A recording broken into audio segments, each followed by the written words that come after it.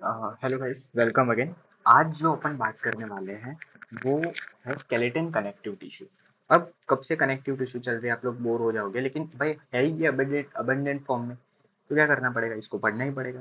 तो यहाँ पे देखो आप ध्यान से, अभी तक अपन ने ये चार कवर की। अब स्पेशलाइज्ड कनेक्टिव टिश्यू में स्केलेटन कनेक्टिव टिश्यू आज अपन कवर करेंगे। इसमें दो है, बोन्स है, कार्टिलेज है।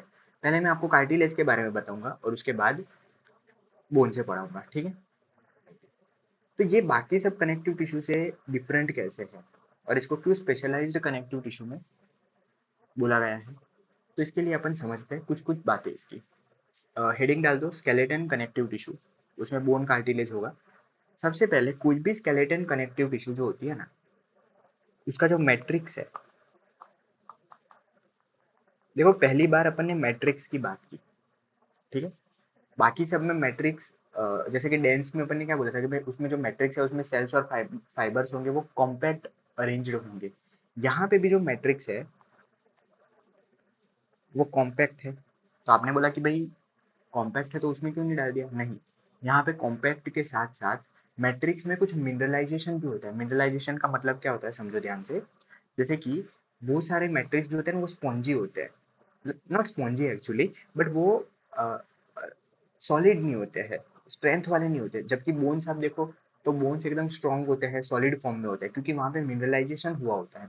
मिनरल्स वहाँ पे आते हैं, कैल्शियम आता है, फॉस्फेट आते हैं, और ये सारे मिनरल्स आके उसको हार्ड बना देते हैं। क्या बनाते हैं, हार्ड। तो ये कॉम्पैक्ट तो है, लेकिन उसके साथ साथ में क्या है, मिनरलाइज्ड है। कॉम्पैक्ट भी है और साथ साथ में मिनरलाइज्ड है। इसकी वजह से क्या होता है कि मिनरल्स यहाँ पे डिपोजिशन होता है, तो उसकी वजह से ये हार्ड बन जाते हैं। तो due to deposition of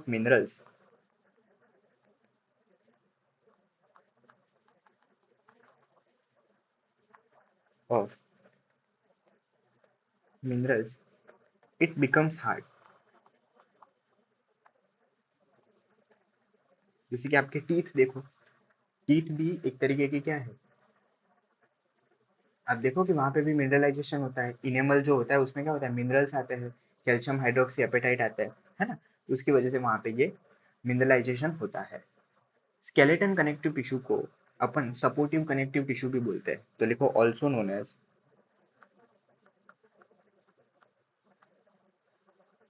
as supportive tissue.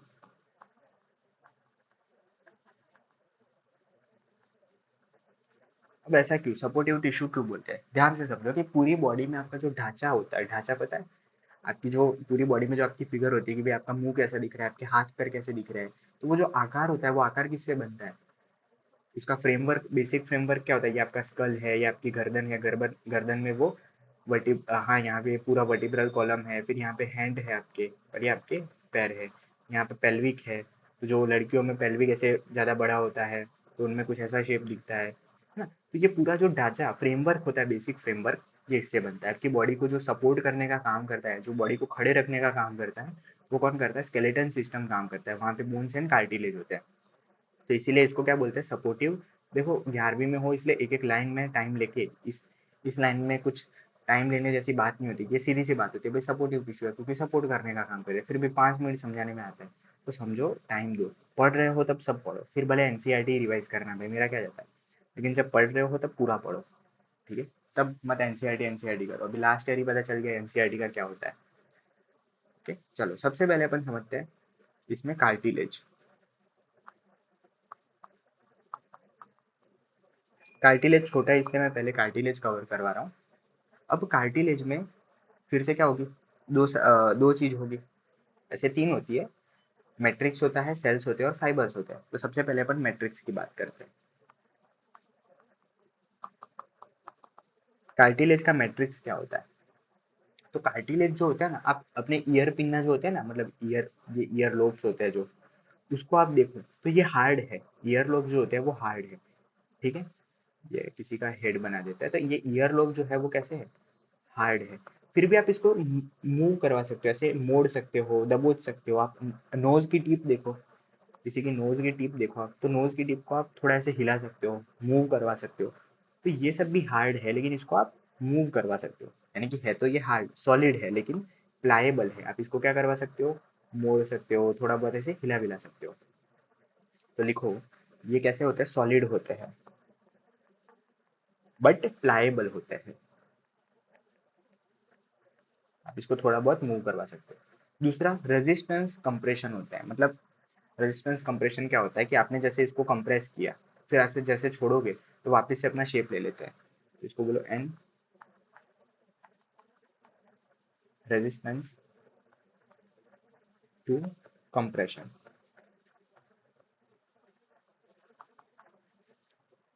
Okay, अब इसका मैट्रिक्स बना किससे होता है, तो लिखो मैट्रिक्स फॉर्म बाय, इसमें कॉन्ड्रिन नाम का एक प्रोटीन आता है। ओके, तो लिखो कॉन्ड्रिन।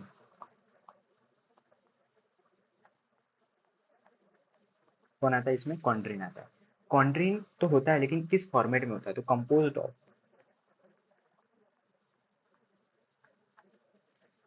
कॉन्ड्रोम्यूकोप्रोटीन करके एक प्रोटीन होता है, कॉन्ड्रोम्यूकोप्रोटीन ये होता है। और इसमें ये म्यूकोप्रोटीन होता है कॉन्ड्रियोटिन 6 सल्फेट से बना। कॉन्ड्रियोटिन 6 सल्फेट इससे बना होता है। प्लस यहाँ पे म्यूकोपॉलीसेकेराइड आते हैं,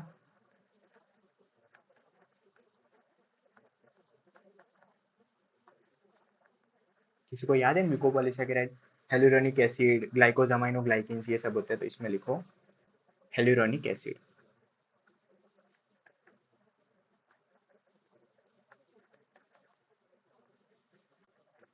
तो कॉन्ड्रो म्यूकोप्रोटीन क्या होता है ये समझो।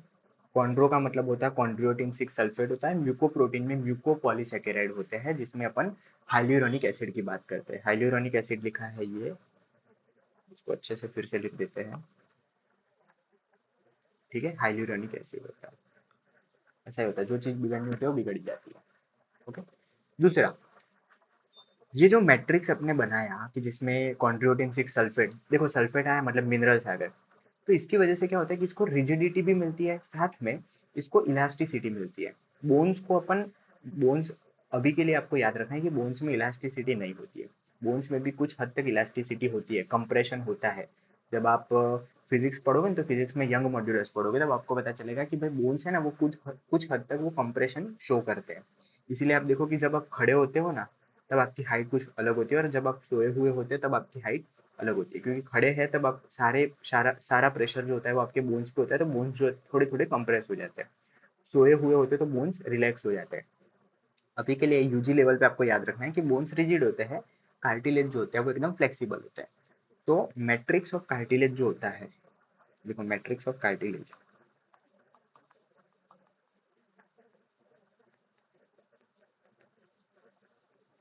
ये जो होता है दैट प्रोवाइड रिजिडिटी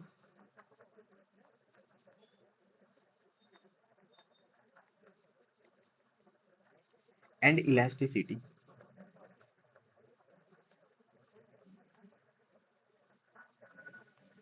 ठीक है, अब यहाँ से थियरी ज्यादा शुरू हो जाएगी। दूसरा आपको याद रखना है कि कार्टिलेज के पास जो होता है ना वो ब्लड सप्लाई एब्सेंट होता है, मतलब उसके मैट्रिक्स के पास ब्लड सप्लाई नहीं होता है, ये याद रखना। कार्टिलेज जो होते हैं वो रिलेटिवली एवेस्कुलर होते हैं। तो मैट्रिक्स की अगर मैं बात कर रहा हूँ तो याद रखना कि सबसे पहले एक चीज याद रखना, ये असर्शन रीजन के फॉर्म में पूछा जाता है, तो मैं इसको असर्शन लिखता हूँ कि blood circulation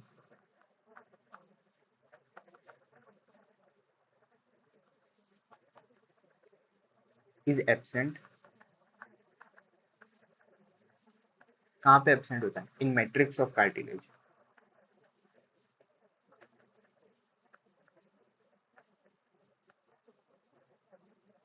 matrix of cartilage में ये एब्सेंट होता है, बट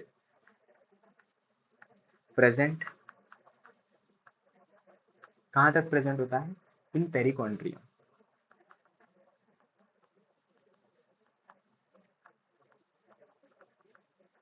अब ध्यान से समझना, ये कार्टिलेज जो होता है ना उसके बाहर के एक सबसे बाहर वाला जो लेयर होता है उसको बोलते हैं पेरिकॉन्ड्रियम। क्या बोलते हैं इसको, पेरिकॉन्ड्रियम बोलते हैं। वहां तक इसका ब्लड सप्लाई होता है।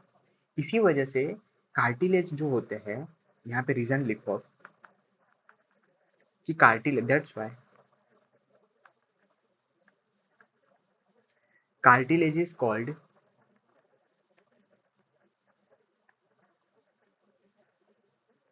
Relatively avascular. रिलेटिवली एवेस्कुलर बोला है, पूरा का पूरा एवेस्कुलर नहीं बोला है, रिलेटिवली एवेस्कुलर क्या बोला है। ठीक है। दूसरा एक रीजन याद रखो, भाई जिसके पास ब्लड सप्लाई नहीं है वहां पे क्लॉटिंग फैक्टर नहीं पहुंचेंगे, वहां पे न्यूट्रिशन नहीं पहुंचेगा, तो वो हील होने में भी उतना ही टाइम लेगा। तो याद रखो कि that's why cartilages taking more time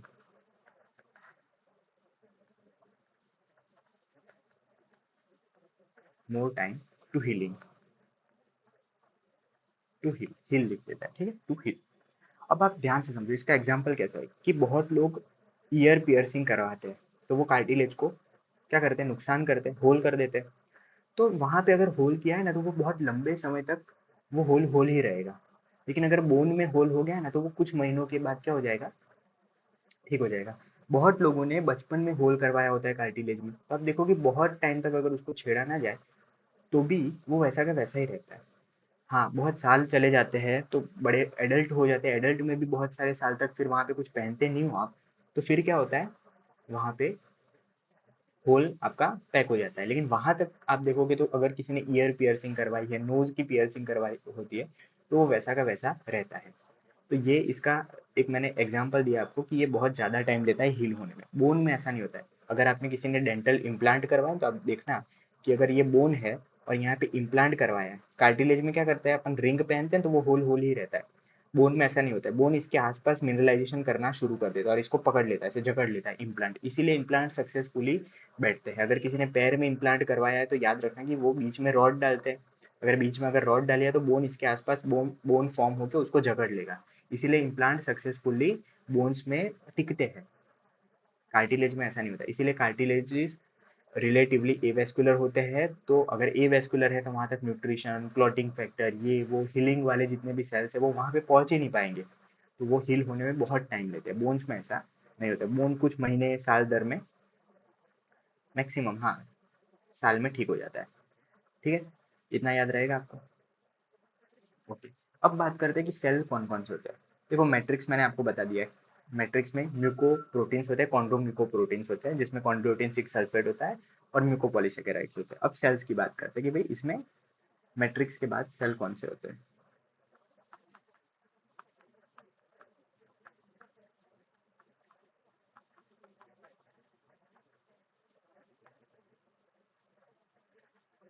cell में सबसे पहला जो सेल होता है वो याद रखना है आपको, कॉन्ड्रोब्लास्ट सेल्स होता है।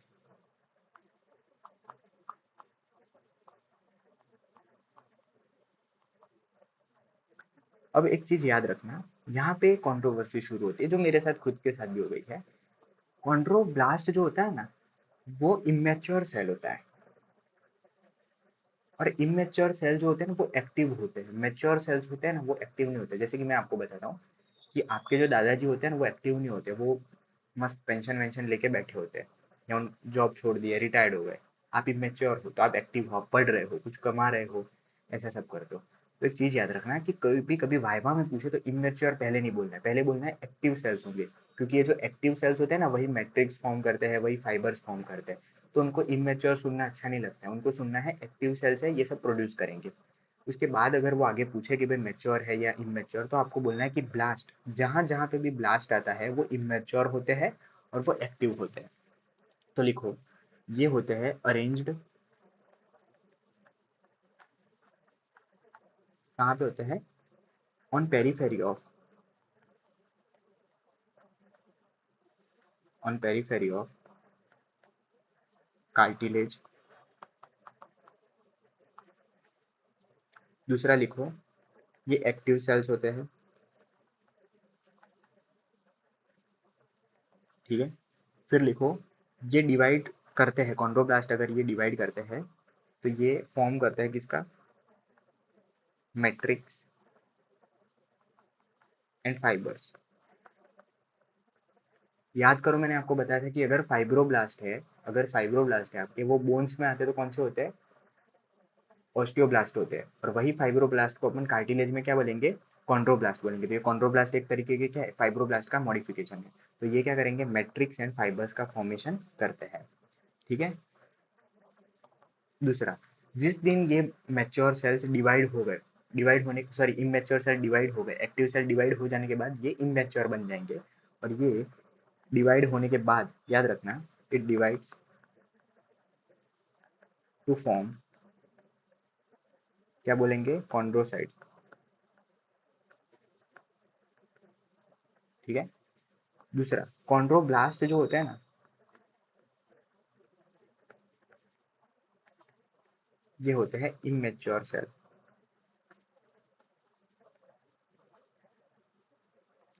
पहला आपको क्या बोलना है कि ये एक्टिव सेल है, याद रखना है। इमेच्योर पहले नहीं बोलना है। दूसरे सेल्स लिखो। दूसरे सेल है कॉन्ड्रोसाइट्स।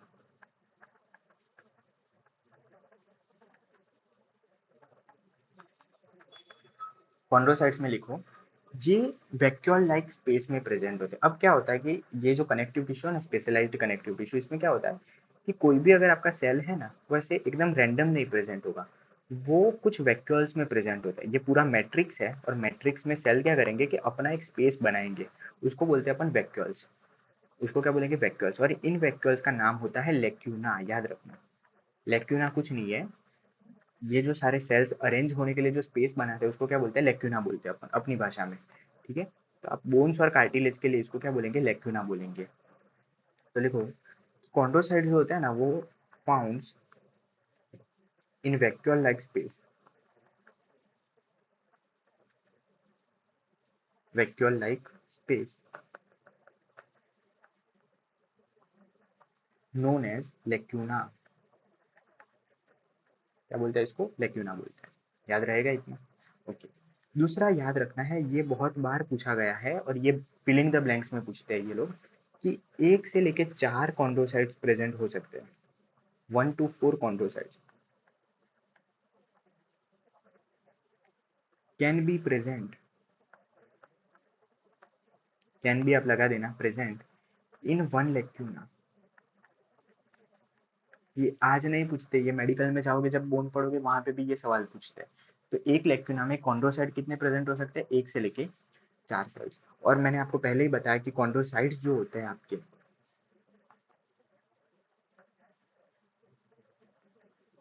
ये इनएक्टिव सेल्स है, ये कुछ प्रोड्यूस नहीं करेंगे। हाँ, ये एक कंपोजिशन बनाते हैं। कंपोजिशन मतलब कि दादाजी जो होते हैं वो कुछ प्रोड्यूस नहीं करते, वो कुछ काम नहीं करते, लेकिन वो एक घर का, आप बोल सकते हो कि एक बहुत ही प्रभावी सदस्य है। मतलब उनके बिना घर अधूरा हो जाएगा। ठीक है। तो उनका रहना जरूरी है, वो बिल्डिंग ब्लॉक है, वो बेसिक एक ब्लॉक है। तो कॉन्ड्रोसाइट जो होते हैं ना, वो कार्टिलेज का क्या बनाते हैं? एक बेसिक नेचर बनाते हैं। वो भले ही इमेच्योर मैच्योर है, और मैच्योर होने के बाद वो कुछ काम नहीं कर रहे, लेकिन वो कुछ प्रोड्यूस नहीं कर रहे, लेकिन वो एक ढांचा बनाते हैं, एक मैट्रिक्स बनाने का काम करते हैं।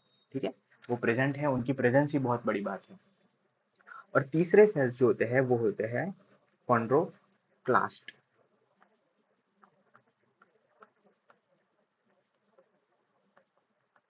अब ध्यान से समझो कि भाई कॉन्ड्रोक्लास्ट होता है ना, ये भी एक्टिव सेल्स होते हैं।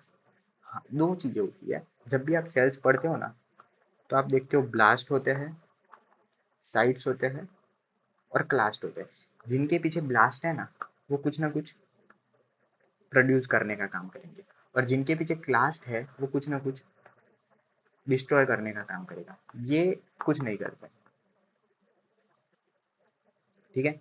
तो ये कॉन्ड्रोक्लास्ट है। क्लास्ट कैसे होंगे? डिस्ट्रॉइंग सेल्स होंगे, यानी कि कहीं पे एक्स्ट्रा कार्टिलेज ना बन जाए। मान लो कि मैं आपको बताता हूँ कि आपको ईयर बनाना था, तो ईयर ऐसे बनाया आपने, और क्या हुआ कि ये ऐसे भी बन रहा था। तो ऐसा कैसा लगेगा? ये किसी का ईयर है और ऐसा पहले भी अच्छा, तो मेरी ड्राइंग तो बेकार ही है, लेकिन ये समझो कि ये ईयर का शेप है, ऐसा डबल ईयर बन जाए तो कैसा लगेगा? तो ये क्लास्ट होते हैं ना, वो एक्स्ट्रा जो कार्टिलेज फॉर्म होता है ना, उसको तोड़ने का काम करते हैं। जैसे ये इरेजर आया, वैसे ही क्लास्ट आते हैं और इसको क्या कर देते हैं? रिमूव कर देते हैं। तो कॉन्ड्रोक्लास्ट का फंक्शन पता चल गया कि भाई जो बेकार की चीजें हैं, यानी कि बेकार का कार्टिलेज जो फॉर्म होगा, इसको डिस्ट्रॉय कर देंगे। तो इसको लिखो कार्टिलेज ईटिंग सेल।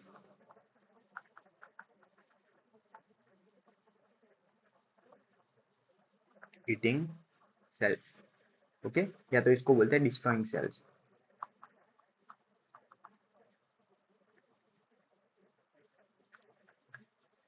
समझ में आ गया? अब मैं आपको एक चीज बताना चाहता हूँ, वो ध्यान से समझना। अपना जो कार्टिलेज होता है ना, उसका स्ट्रक्चर देखते हैं।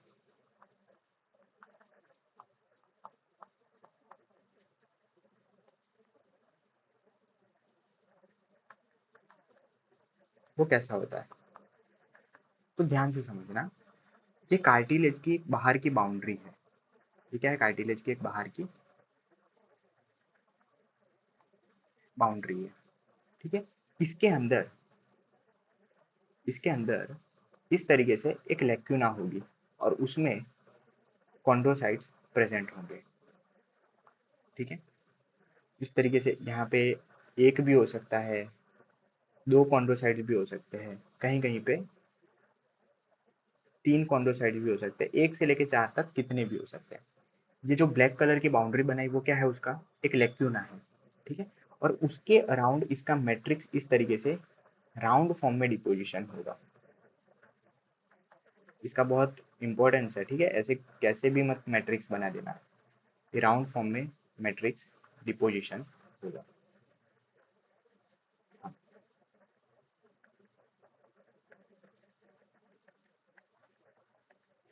तो ये इस तरीके से ऐसे डिपोजिशन होता है। अब एक चीज ध्यान से समझना, सबसे बाहर सबसे बाहर का जो मैंने आपको लेयर बताया, ये वाला, इसका एक नाम होता है, इसको बोलते हैं पेरिकॉन्ड्रियम। क्या बोलते हैं?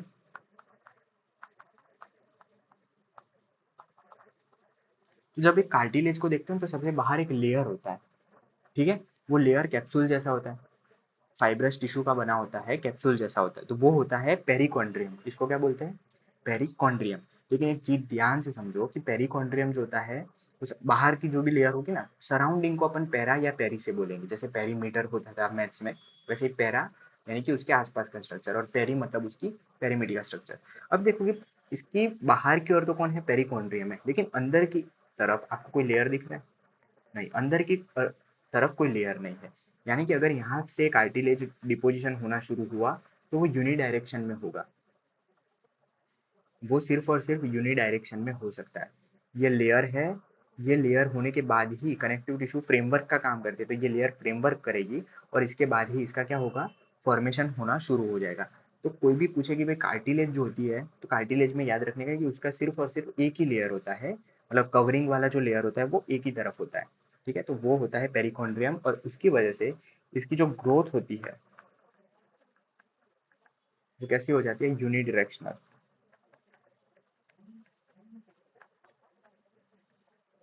कैसी हो जाती है? यूनि डायरेक्शनल ग्रोथ हो जाती है। इतनी बात समझ में आती है आपको? ओके। फिर से मैं बोल रहा हूँ कि कार्टिलेज जो होता है उसकी ग्रोथ यूनि डायरेक्शनल क्यों होती है? कि भाई उसके पास सिर्फ और सिर्फ पेरिकॉन्ड्रियम है, उसके अलावा कोई स्ट्रक्चर नहीं है। अब अपन समझते हैं कि ये आपकी बुक में भी दिया हुआ है कि भाई टाइप्स ऑफ कार्टिलेज क्या क्या होते हैं।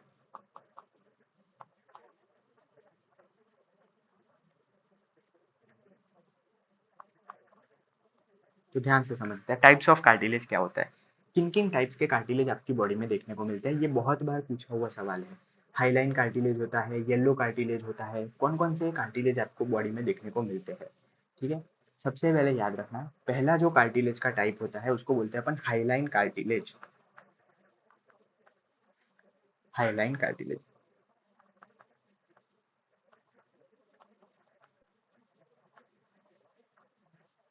स्पेलिंग गलत हो सकता है, आप अपनी ओर से इसको करेक्ट कर लेना, ठीक है। इतना काम मैंने आप पे छोड़ दिया।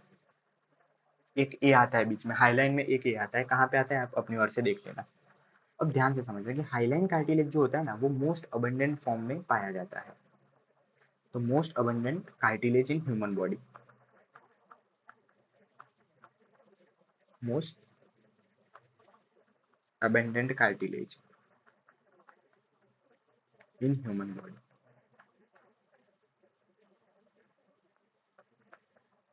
ओके। दूसरा, आउटर मोस्ट कवरिंग जो होती है ना, पेरिकॉन्ड्रियम, वहां पे ये प्रेजेंट होता है, ओके।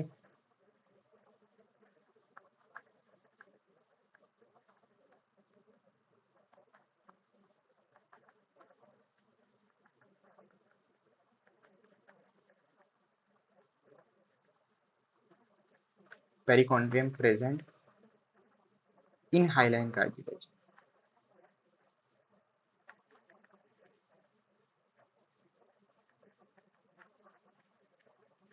मतलब हाइलाइन कार्टिलेज में पेरिकॉन्ड्रियम प्रेजेंट होती है, मतलब कहीं पे और तो नहीं होती होगी, इसीलिए यहाँ पे लिखा पेरिकॉन्ड्रियम प्रेजेंट है। कहाँ पे नहीं होती है वो अपन आगे देखते हैं। हाइलाइन कार्टिलेज के बारे में इतना समझे। अब हाइलाइन का मतलब क्या होता है, जब भी आप गूगल पे जाओ और हाइलाइन का मतलब सर्च करोगे तो आपको पता चलेगा कि बायोलॉजी में और इन जनरल भी हाइलाइन का मतलब होता है ग्लासी अपीयरेंस। ग्लास कैसा चमकदार होता है, व्हाइटिश दिखता है, उसी तरीके से। इसीलिए अपन ने हाइलाइन जब फाइबर्स पढ़े, सॉरी हाइलाइन फाइबर्स नहीं, कोलेजन जब फाइबर्स पढ़े थे तब भी अपन ने क्या बोला था कि हाइलाइन स्ट्रक्चर प्रोवाइड करते हैं, व्हाइट स्ट्रक्चर प्रोवाइड करते हैं। तो हाइलाइन कार्टिलेज में भी क्या होगा, है ना, मैक्सिमम ये वाले स्ट्रक्चर प्रेजेंट होंगे। यहाँ पे ग्लास लाइन क्लियर जो स्ट्रक्चर होंगे, इसकी वजह से अपन बोलेंगे कि यहाँ पे कौन से फाइबर ज्यादा होंगे, कोलेजन फाइबर ज्यादा होंगे। अच्छा, एक चीज समझो, अपना एम्ब्रियोनिक स्केलेटन जो बनता है, यानी कि जब अपनी एम्ब्रियोनिक लाइफ होती है तब जो पहले स्केलेटन बन जाता है ना, उसका मैक्सिमम पार्ट जो होता है वो हाइलाइन कार्टिलेज से बनता है। पहले सीधा बोन नहीं बनता। अपन जब बॉडी अपनी बनती है तो बॉडी देखो ऐसी होती है ना, ये इसका ऐसे मुंह होता है, फिर यहाँ पे अपेंडेजिस होते हैं और ये ऐसे करके पैर होता है। ये अपना क्या बना, फीटस बना। तो फीटस में जो एम्ब्रियोनिक लाइफ में जो स्केलेटन बनता है वो मैक्सिमम स्केलेटन किससे बनता है, हाइलाइन कार्टिलेज से बनता है। किससे बनता है, हाइलाइन कार्टिलेज से बनता है। उसके बाद इसमें ऑसिफिकेशन, यानी कि बोन फॉर्मेशन की जो प्रोसेस है उसको बोलते हैं ऑसिफिकेशन। इसके बाद इसमें ऑसिफिकेशन होता है, और ऑसिफिकेशन होने की वजह से अपन क्या बोलेंगे कि भाई अब ये जो है वो स्केलेटन बन गए हैं। इतना समझ में आया। तो लिखो आप फिर से, most part of embryonic skeleton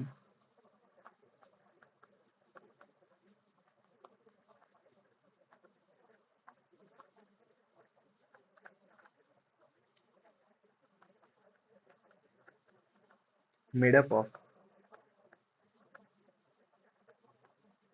hyaline cartilage।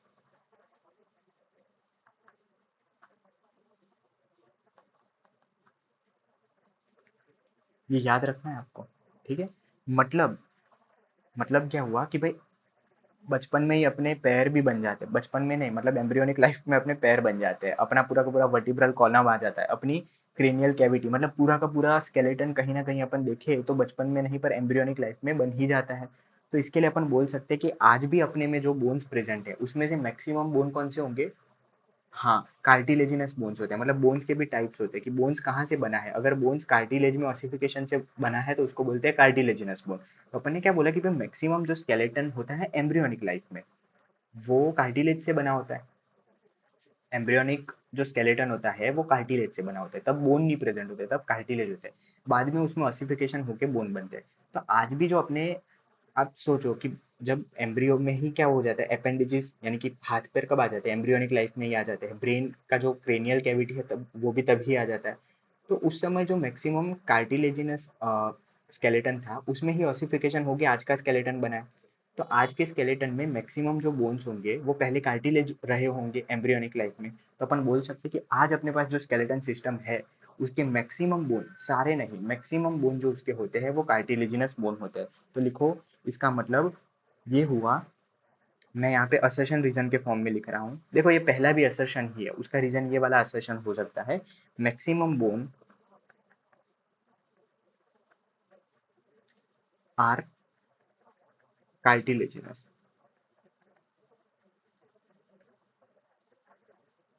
ठीक है। अब ऐसा क्यों बोला अपन ने, मैक्सिमम बोन जो होता है वो कार्टिलेजिनस बोन क्यों होता है, ऐसा क्यों। तो उसका रीजन होता है क्योंकि भाई अपने पहले वाला जो एम्ब्रियोनिक स्केलेटन था वो बना ही कार्टिलेजिस से था, वो पूरा का पूरा कार्टिलेज से बना था। तो उसमें डिपोजिशन होकर आज का स्केलेटन बना है। तो आज का स्केलेटन ऑब्वियसली बात है, बट ऑब्वियसली बात है कि वो किससे बना होगा, कार्टिलेजिनस से बना होगा। ओके, क्योंकि they are develop from cartilage.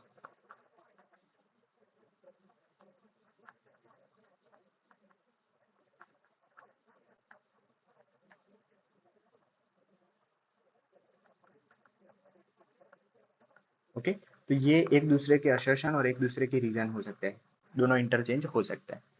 अब जब भी नॉर्मल, मैंने आपको बताया कि मैट्रिक्स में क्या होता है, कॉन्ड्रोटिन 6 सल्फेट होता है, म्यूकोपॉलीसेकेराइड में क्या होता है कि अपने हाइड्रोनिक एसिड और वो सब होता है। लेकिन स्पेसिफिकली कोई आपको पूछे कि भाई कार्टिलेजिनस बोन जो है, सॉरी नॉट कार्टिलेजिनस बोन नहीं, हाइलाइन कार्टिलेज है, हाइलाइन कार्टिलेज को जब आप देखते हो तो उसके मैट्रिक्स में क्या दिखता है, तो हाइलाइन का मतलब होता है ग्लासी अपीयरेंस। एक मिनट पानी पीने दो।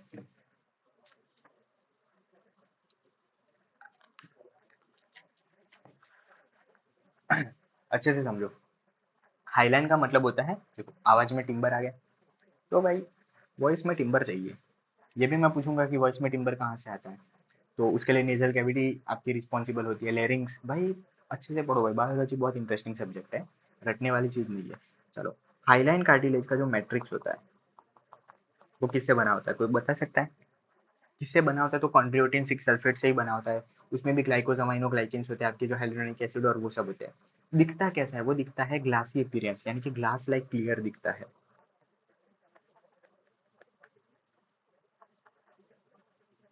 ठीक है, दूसरा याद रखो, इसको बोलते हैं हाईलाइन मैट्रिक्स।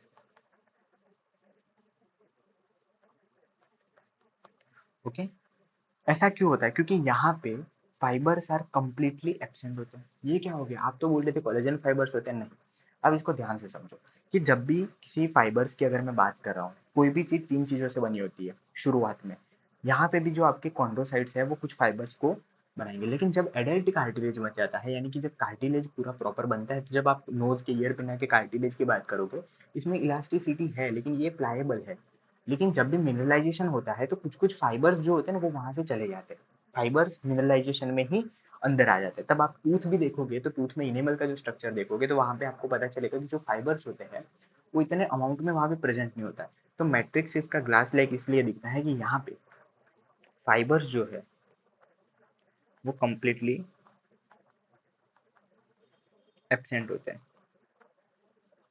अब ये चीज गांठ बांध के रखना, है ना, इसको बांध लेना दिमाग में, इसको रखना कि भाई कहाँ पे भी फाइबर्स अगर एब्सेंट हुए तो वो हाईलाइन स्ट्रक्चर दिखेगा। आपकी हाईलाइन बॉडीज आएगी, मेडिकल में जाओगे तो बहुत सारी चीजों में हाईलाइन आएगा, तो हाईलाइन में याद रखना है कि वहाँ पे मैट्रिक्स जो होगा वो ग्लासी दिखेगा, क्यों, वहाँ पे फाइबर्स टूट गए। इसीलिए अपन देखते हैं कि जहाँ पे भी प्रोटीन फाइबर्स जो होते हैं ना उनका नेक्रोसिस हो जाता है, तो वहाँ पे हाईलाइन स्ट्रक्चर दिखता है, क्यों, क्योंकि भाई वहाँ पे सारे फाइबर्स डिजनरेट हो गए, तो वो हाईलाइन दिखेगा, क्लियर दिखेगा। ठीक है, ये याद रखना है। इसको अपन जब एचएनई के नीचे देखते हैं या स्टेनिंग में देखते हैं तो ये दिखता है अपन को ब्लूइश या तो ट्रांसल्यूसेंट दिखेगा, ब्लूइश दिखेगा। क्या लिख रहा हूँ भाई मैं,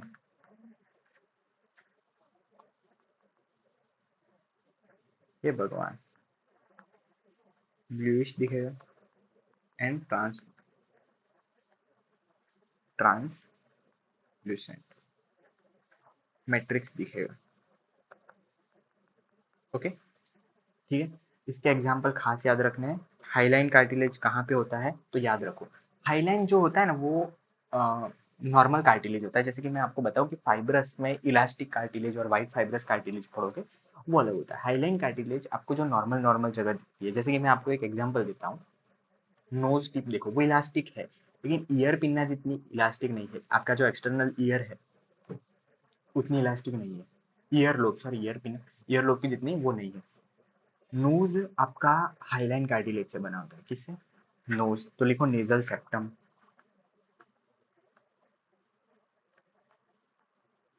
अब नेजल सेप्टम क्या है, तो आप नोज को देखोगे जब आप, तो ये दो आपके होल्स दिखते हैं, उसके बीच में जो यहाँ पे लेयर होता है तो आधी तो बोन से बनी होती है, आधा नोज जो सेप्टम होता है ये बोन से बना होता है, और आधा जो होता है वो कार्टिलेज से बना होता है। तो जो शुरुआत का जो पार्ट है अपने बाहर से देखोगे तो बीच में एक सेप्टम पर्दा दिख रहा है, वो बना होता है नेजल सेप्टम, वो बनता है हाईलाइन कार्टिलेज से। नोज टिप की मैं बात नहीं कर रहा हूँ, नोज टिप आपकी बनी होती है किसी और चीज से, किससे बनी होती है, येलो इलास्टिक, क्योंकि वो इलास्टिक है। आप देखो पर्दा भी इलास्टिक है, लेकिन थोड़ा अंदर जाके देखो तो वो इतना इलास्टिक नहीं है, वो एक स्टिफ है। ठीक है, हाँ उसमें फाइबर्स नहीं होंगे। याद रहेगा, नेजल सेप्टम जो होता है वो किससे बना होता है, आपका हाईलाइन कार्टिलेज से बना होता है। प्लीज याद रखना, इसमें घोटाले मत करना, एग्जाम्पल बहुत ही इंपॉर्टेंट है। दूसरा, आपने कार्टिलेज पढ़े, शी शेप की जो आपकी ब्रोंकस जो होता है आपका, ट्रेकिया और ब्रोंकस जो होते हैं, bronchi not bronchus, main bronchus जो होता है ट्रेकिया ब्रोंकाई, यहाँ पे आप देखोगे ना, ये ट्रेकिया है तो इसके अराउंड ऐसे शी शेप की कार्टिलेजिनस रिंग होती है, वो किससे बनी है, ये भी बनी है हाईलाइन कार्टिलेज से। तो याद रखना कि C shape C shaped ring of trachea and आपका दूसरा क्या, ब्रोंकाई। ये भी बना होता है किससे, हाइलाइन कार्टिलेज से। दूसरा आप देखो, ये एक बहुत इंपॉर्टेंट एग्जाम्पल है, अगर ये याद रख लिया तो आपको बहुत आगे तक काम में आएगा।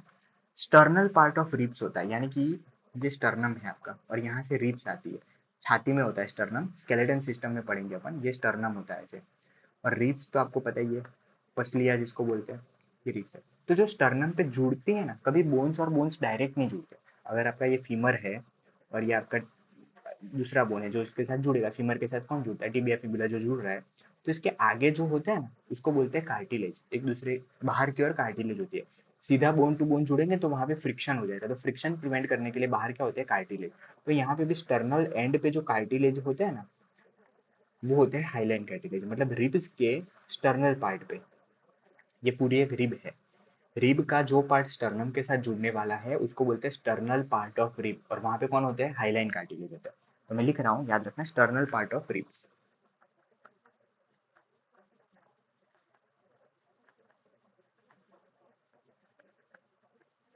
एक एक एग्जाम्पल ड्रॉ करके आप याद रखना, ठीक है। मैं यहाँ से मिटा दे रहा हूँ ड्राइंग, क्योंकि मेरे को थोड़ी जगह चाहिए, थोड़ी जगह ऐसा चाहिए। और इनका खास नाम होता है, इनका नाम क्या होता है, इनका नाम होता है कोस्टल कार्टिलेज।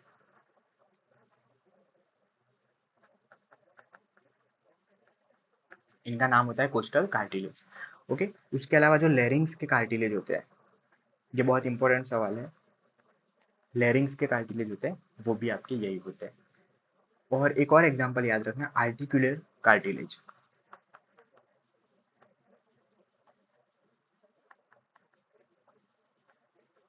अब एक चीज समझो, आर्टिकुलर का मतलब होता है एक दूसरे को जोड़ना, यानी कि दो बोन के जो जुड़ने वाला पार्ट होगा ना, ये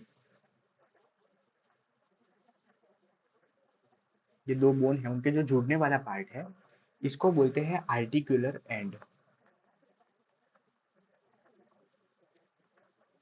और आर्टिकुलर एंड पे जो कार्टिलेज होगा यहाँ पे,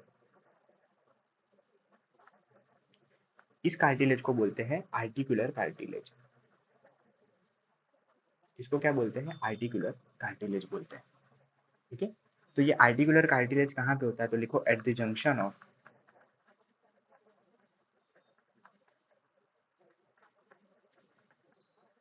टू लॉन्ग बोन्स, या तो two bones, not long bones, bones, है ना। और इस एरिया को क्या बोलते हैं, इस सरफेस को बोलते हैं आर्टिकुलर एंड, और इस सरफेस को बोलेंगे आर्टिकुलर सरफेस।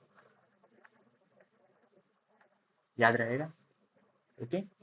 अब नॉर्मली जो बोन होता है ना, ये पूरा बोन, जैसे एक कार्टिलेज के अराउंड होता है पेरिकॉन्ड्रियम होता है, उसी तरह बोन के अराउंड क्या होता है, पेरिओस्टियम होता है। लेकिन at the site of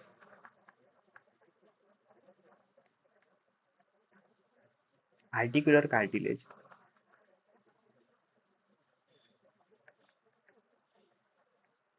periosteum is absent.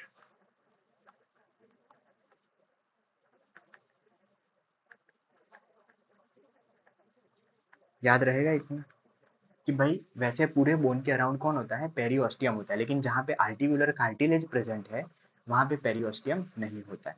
तो ये पहले तरीके का अपन ने कार्टिलेज देखा, वो है हाइलाइन कार्टिलेज। अब दूसरा कार्टिलेज देखते हैं, वो होता है फाइब्रस कार्टिलेज, जिसमें कौन होता है, फाइबर्स होते हैं। तो सेकंड डालो, फाइब्रस कार्टिलेज।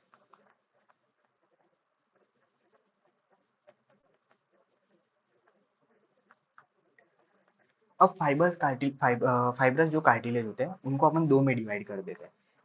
जहाँ पे भी फाइबर्स आते हैं दो में कर देते हैं, जैसे फाइब्रस कनेक्टिव टिश्यू थी तो उसको भी दो में कर दिया था, येलो एंड व्हाइट, तो यहाँ पे भी दो में कर देते हैं। पहला जो होता है वो होता है येलो इलास्टिक कार्टिलेज। मैंने आपको पहले ही बताया कि भाई येलो और इलास्टिक दोनों एक साथ इसलिए आते हैं क्योंकि इसमें कौन ज्यादा है, इलास्टिक फाइबर्स ज्यादा होंगे इसलिए। ठीक है। इसका जो मैट्रिक्स होगा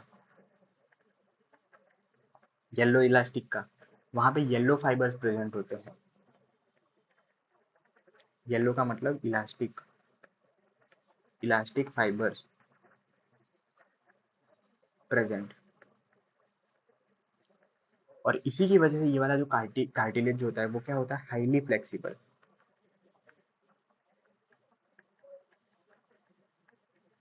इतना समझ में आ रहा है? ओके, इसके एग्जांपल याद कर लो फटाफट। टिप ऑफ नोज, ठीक है। दूसरा एग्जांपल इसका याद करो, कहाँ पे होता है, ईयर पिन्ना पे। देखो टिप ऑफ नोज जो होता है ना, वहाँ पे येलो इलास्टिक कार्टिलेज होता है, वहाँ पे फ्लेक्सिबिलिटी चाहिए, जहाँ पे भी फ्लेक्सिबिलिटी चाहिए वहाँ पे येलो इलास्टिक होगा। ओके, अब आप नेजल सेप्टम में देखो, मतलब सेप्टा का जो शुरुआत वाला पार्ट है वहाँ पे देखो, अंदर तो बोन होगा, बाहर की ओर हाँ, वो फ्लेक्सिबल है लेकिन वहाँ पे फ्लेक्सिबिलिटी इतनी चाहिए नहीं, तो वो एक पर्दे का काम करता है, नॉर्मल पर्दे का। तो वहाँ पे कौन है, वहाँ पे आपका हाईलाइन कार्टिलेज है। मैक्सिमम आपके जो बोन के ऊपर जो आर्टिकुलर कार्टिलेज होते हैं, रिब्स के ऊपर जो आर्टिकुलर कार्टिलेज होते हैं, वो सब कौन है, हाईलाइन कार्टिलेज है। यहाँ पे मैं येलो इलास्टिक की बात कर रहा हूँ, tip of nose, ear pinna. दूसरा, wall of Eustachian tube, epiglottis पहले लिखो, और वॉल ऑफ यूस्टेशियन ट्यूब, ठीक है। इसका स्पेलिंग और प्रोनाउंसिएशन दोनों अलग है। यूस्टेशियन ट्यूब क्या होती है, ये जो है ना, ये ट्यूब होती है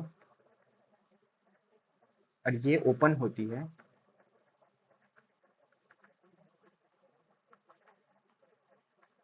मिडल ईयर से।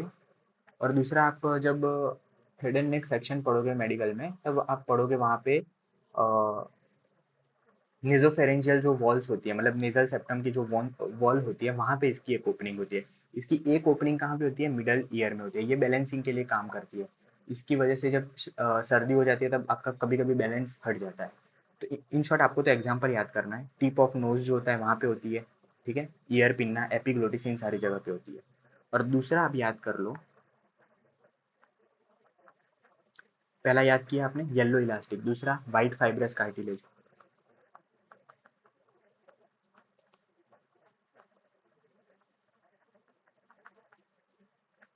व्हाइट फाइबर्स कौन से होते हैं, कोलेजन फाइबर्स होते हैं। तो यहाँ पे याद रखना कि कोलेजन फाइबर्स होते हैं।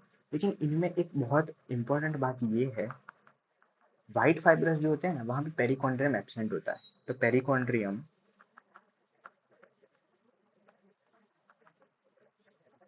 Is absent in white fibrous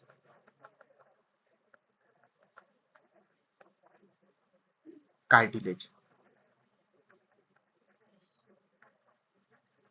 okay, इसका मतलब क्या हुआ, याद रखना कि कंप्लीट व्हाइट फाइबरस का कनेक्टिव टिश्यू जो थी, एक्चुअली पेरिकॉन्ड्रियम क्या है, वो एक कैप्सूल है व्हाइट फाइबरस कनेक्टिव टिश्यू का। लेकिन ये यहाँ पे है ही नहीं, मतलब इसका मतलब ये भी क्या हो गया होगा, कार्टिलेज में कन्वर्ट हो गया। जो कैप्सूल है आपकी वो भी कार्टिलेज में कन्वर्ट हो गई। तो बिकॉज लिखो, बिकॉज कंप्लीटली, या तो complete white fibrous connective tissue converted into cartilage.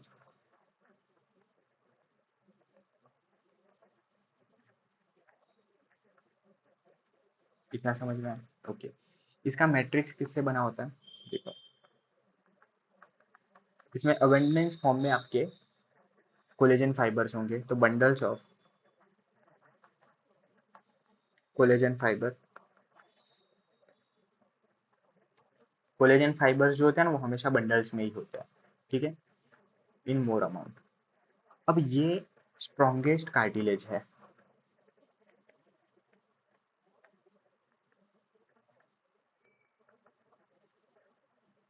जहाँ पे आपको क्या चाहिए, स्ट्रेंथ चाहिए। स्ट्रेंथ कहाँ पे चाहिए, बच्चा पैदा होता है ना, जब बच्चा, ये पेल्विक बोन होता है, ठीक है। यहाँ पे एक जॉइंट होता है, कौन सा जॉइंट होता है मैं आपको बताता हूँ बाद में। और यहाँ पे एक ऐसे एक ओपनिंग बनती है, इस ओपनिंग का नाम भी मैं आपको बाद में बताता हूँ। ये ओपनिंग क्या होती है, जब अपन बोन्स पढ़ेंगे तब। अभी के लिए याद रखो कि जब बच्चा पैदा होता है तो यूट्रस इस पे ऐसे अरेस्ट करता है, ठीक है। अब क्या होता है कि बच्चे को इस ओपनिंग से निकलना है, इसको बर्थ कैनाल भी बोलते हैं। बर्थ कैनाल में ये नहीं आता है लेकिन ये बर्थ ओपनिंग है। तो बच्चे को इससे निकलना है, तो बच्चे का हेड बड़ा होगा, ऐसे छोटा नहीं होता, इतना छोटा नहीं होता। इसीलिए बोला जाता है कि आप वुमेन्स के लिए खास बोला जाता है कि आप ऐसी एक्सरसाइज करो कि जिससे आपकी जो पेल्विक जो होती है ना वो हार्ड बने। तो क्या होगा कि बच्चे को जब आप बेबी डिलीवर जो हो रहा है जब आपका, तब आपका पेल्विस टूट ना जाए, इसके लिए बोला जाता है कि आप क्या करो, एक्सरसाइज करो कि जिससे आपका पेल्विस जो है मजबूत बने। कुछ कुछ ऐसी एक्सरसाइज आती है कि जो प्रेगनेंसी में जो है वो पेल्विस को क्या करती है, वाइडन अप करती है। अब इससे क्या होगा कि ये वाला जो जॉइंट होता है ना वो थोड़ा फ्लेक्सिबल होता है। मतलब बच्चे को जब आप बाहर निकाल रहे हो तो थोड़ा सा हिलेगा, लेकिन ये साथ में स्ट्रांग होना चाहिए, क्योंकि थोड़े फ्लेक्सिबिलिटी के चक्कर में अगर ये जॉइंट टूट गया ना तो फ्रैक्चर हो जाएगा। आप सोचो कि भाई, हाँ, बच्चे को बाहर निकालने के चक्कर में क्या किया अपन ने, प्यूबिक बोन को तोड़ दिया। प्यूबिक बोन हालांकि इतना ही होता है, लेकिन ये पूरे जॉइंट को अपन ने तोड़ दिया, तो यहाँ पे स्ट्रेंथ भी चाहिए। तो इसके लिए इस जॉइंट को बोलते हैं प्यूबिक सिम्फाइसिस। ये वाले जो जॉइंट, फ्लेक्सिबल जॉइंट है, इसको बोलते हैं प्यूबिक सिम्फाइसिस। तो याद रखना, यहाँ पे देखो प्यूबिक सिम्फाइसिस। ओके। तो यहाँ पे क्या होता है कि प्यूबिक बोन होता है, दो प्यूबिक बोन इंटरकनेक्टेड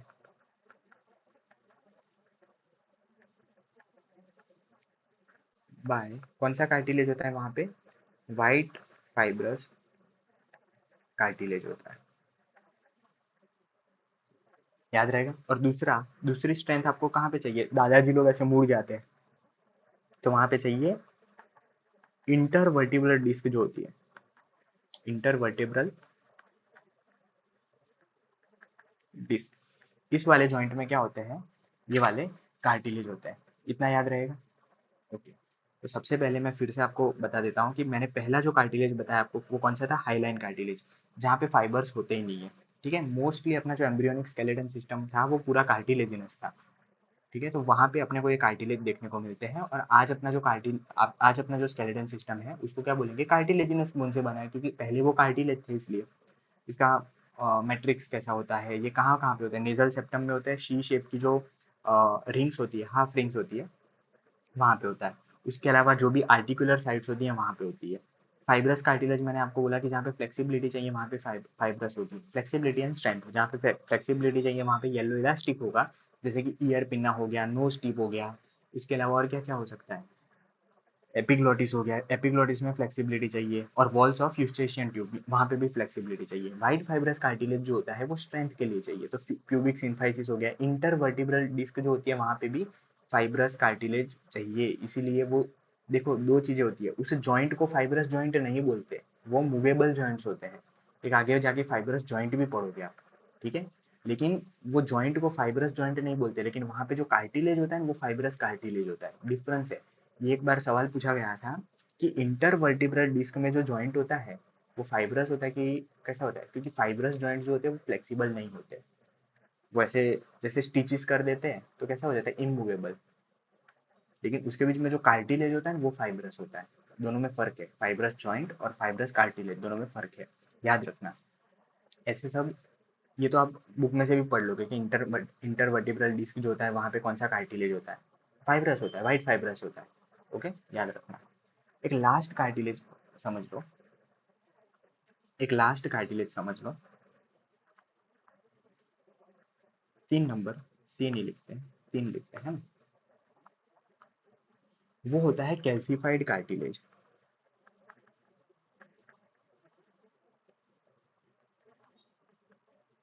यानी कि आज भी वो है तो कार्टिलेज, लेकिन उसमें थोड़ा बहुत कैल्सिफिकेशन हो गए। तो ज्यादातर कैल्सिफिकेशन किस में होता है, हाईलाइन कार्टिलेज में कैल्सिफिकेशन होता है। लेकिन कुछ कुछ ऐसे होते हैं कि भाई कैल्सिफिकेशन होना तो शुरू हुआ, लेकिन वो बोन नहीं बन पाए, वो रह तो कैसे गए, कार्टिलेज रह गए। तो उसको बोलेंगे अपन मॉडिफाइड हाईलाइन कार्टिलेज।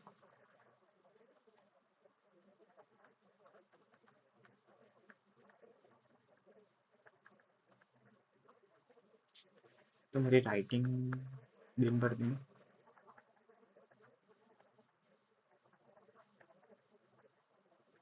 पहली बात ये याद रखोगे। अब इसमें क्या होता है कि कार्टिलेज रहता ही है, लेकिन यहाँ पे due to deposition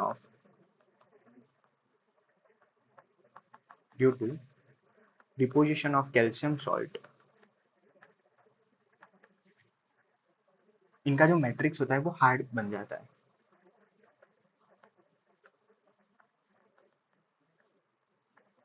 matrix becomes hard like bone. लेकिन बोन के जैसे मिनरलाइज्ड नहीं होता, ये याद रखना है। ओके, तो ये इतना आपने को पढ़ना है। अब एक एक्स्ट्रा लिख लो ऐसा, एक्स्ट्रा नहीं है ये, कुछ वन लाइनर है, जैसे कि क्या हो गया, हार्डेस्ट कार्टिलेज कौन सा होगा, बोलो बोलो बोलो।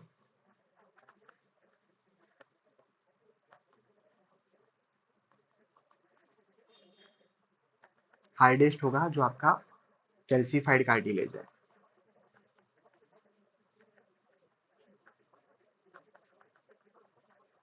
ओके, दूसरा लिखो, कैल्शियम सॉल्ट डिपोजिशन होने की वजह से यहाँ पे बन जाते हैं हाइड्रोक्सी एपेटाइट क्रिस्टल्स,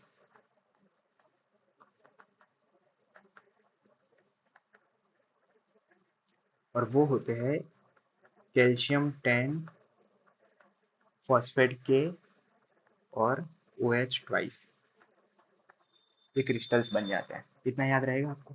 ओके, एक और पॉइंट लिख लो, कोई आपको पूछे सॉफ्टेस्ट टिश्यू कौन सा है,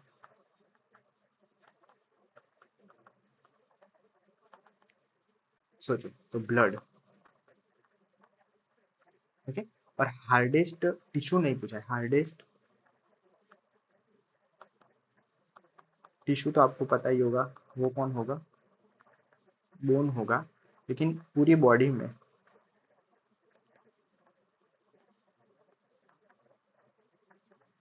वो होता है enamel. Enamel is the hardest substance in the body. Okay, क्योंकि वहां पे अगर बोन नहीं भी है तो भी ये हार्डेस्ट है। तो आज एक बार देख लेते हैं क्या क्या पढ़ा। पहले से मैं आपको बता देता हूँ कि आज अपन ने स्केलेटन कनेक्टिव टिश्यू में कार्टिलेज की शुरुआत की थी। कॉम्पैक्ट एंड मिनरलाइज्ड होते हैं, इसमें कॉन्ड्रोटिन 6 सल्फेट जो होता है वो प्रेजेंट होता है, और उसके साथ म्यूकोपॉलीसेकेराइड होती है। मैंने आपको पहले ये असर्शन रीजन आप देख लेना कि रिलेटिवली ये वेस्कुलर होते हैं, हिल क्यू लास्ट में होता है, ये सब मैंने बता दिया। कार्टिलेज में कॉन्ड्रोब्लास्ट जो होते हैं वो एक्टिव सेल्स होते हैं, और उनको दूसरा इमेच्योर भी बोलते हैं। ये खास पढ़ लेना कि भाई एक कॉन्ड्रोसाइट जो एक से 4 कॉन्ड्रोसाइट प्रेजेंट होते हैं एक लैक्यूना में। बोन में ये चेंज हो जाएगा, ठीक है। कॉन्ड्रोक्लास्ट होते हैं, कॉन्ड्रोसाइट्स होते हैं, कॉन्ड्रोब्लास्ट होते हैं, ये तीनों मैंने आपको बता दिए। इनमें सिर्फ सिर्फ पेरिकॉन्ड्रियम होता है, एंडो मतलब अंदर की साइड कोई कॉन्ड्रियम नहीं होता है। बोन में दो होते हैं, पेरीऑस्टियम भी होता है, एंडोस्टियम भी होता है। कार्टिलेज में सिर्फ पेरिकॉन्ड्रियम होता है, एंडो वाले साइड पे कुछ नहीं होता, इसलिए इसका ग्रोथ जो होता है वो यूनिडायरेक्शनल होता है। टाइप में मैंने आपको बताया, हाईलाइन कार्टिलेज होता है, दूसरा फाइब्रस होता है, तीसरा कैल्सिफाइड होता है। हाईलाइन सबसे ज्यादा पाया जाता है क्योंकि ये स्केलेटन सिस्टम, जो एम्ब्रियोनिक स्केलेटन सिस्टम पूरा हाईलाइन कार्टिलेज से ही बना होता है। एम्ब्रियोनिक स्केलेटन सिस्टम जो है बोन से नहीं बना होता है, वो कार्टिलेजिनस होता है, ठीक है। और इसीलिए अपने मैक्सिमम बोन जो है वो कार्टिलेजिनस बोन है। याद रखना, हाईलाइन कहाँ पे होता है, नेजल सेप्टम में होता है, सी शेप की जो ट्रेकिया और ब्रोंकाई के अराउंड जो रिंग्स होती है वहां पे होता है। स्टर्नल एंड्स ऑफ रिब्स, यानी कि जो भी आर्टिकुलर साइट्स होगी वहां पे ये प्रेजेंट होगा, ठीक है। और हाँ, आर्टिकुलर एंड्स पर जो बोन का, नॉर्मली पूरे बोन पे क्या होता है, नॉर्मली पूरे बोन पे क्या होता है, पेरीओस्टियम होता है, लेकिन जिस साइड पे आर्टिकुलर कार्टिलेज होगा, यानी कि हाइलाइन कार्टिलेज का ही दूसरा नाम है आर्टिकुलर कार्टिलेज, तो वो उस साइड पे क्या होगा, पेरीओस्टियम नहीं प्रेजेंट होगा। फाइब्रस में दो थे, येलो इलास्टिक और white fibrous. Yellow elastic elasticity के लिए होता है, ईयर पिन्ना पे होता है, यूस्टेशियन ट्यूब में होता है, नोज टिप पे होता है, एपिग्लॉटिस इन सब पे होता है। व्हाइट फाइब्रस जो कार्टिलेज होता है वो किसके लिए होता है, व्हाइट फाइब्रस कार्टिलेज किस पे होता है, बताओ बताओ बताओ।